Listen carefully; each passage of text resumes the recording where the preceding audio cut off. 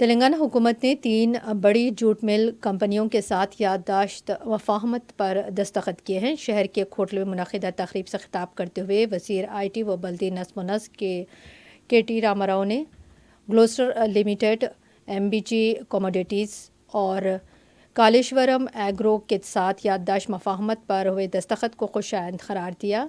KTR ने कहा कि इससे 887 करोड़ रुपए का सरमाया होगा और 10,400 मुलाजिमतों के मौके फराहम होंगे। KTR ने कंपनियों को तयक़ुन दिया कि रियासत में इन कंपनियों के ज़रिए थैले तैयार किए जा सकेंगे। इन 3 सनतों के लिए हुकूमत को भी ताउन करेगी। इन 3 नई कंपनियों से तैयार होने वाले थैलों को 20 सालों तक तेलंगाना की हुकूमत ख़रीदेगी। पहले 7 साल के दौरान 100% खरीदी की जाएगी और आइंदा 5 साल के दौरान 75% पैदावार को ख़रीदा जाएगा और बचे हुए 8 साल के दौरान 50% कंपनियों के तैयार किए गए बैग्स हुकूमत तेलंगाना खरीदेगी। Government of Telangana to these 3 industries that have come forward, because మన రాష్ట్రంలో ఇప్పటివరకు జూట్ మిల్స్ లేవు.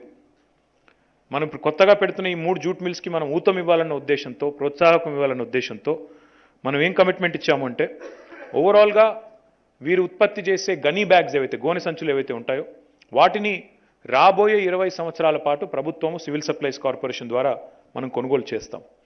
అందులో మొదటి 7 సంవత్సరాలు 100% కొనుగోలు చేస్తాం.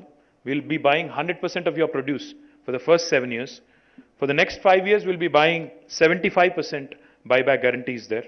And for the remaining 8 years, we'll be buying 50% of your produce. But I can assure you, sir, Telangana is so central geographically.